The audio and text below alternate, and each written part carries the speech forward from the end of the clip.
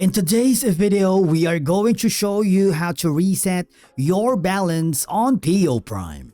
Let's begin.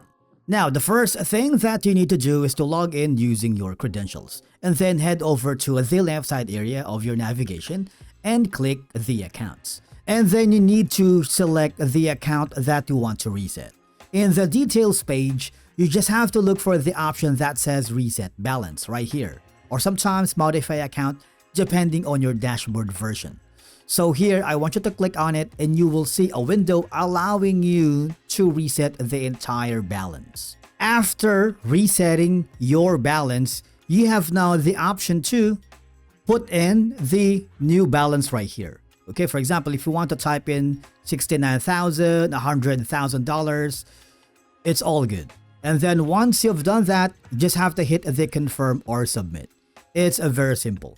Now, if you wanted to reset the balance, if you are using a demo account, all I have to do is go to the demo account and just type in, click the pencil icon and type in the amount that you wanted. Click the done, hit confirm or submit. It's very simple. And basically, that's how you reset the balance here in PO Prime. If you found this video helpful, do not forget to hit that like button, subscribe, and we will see you again in the next video.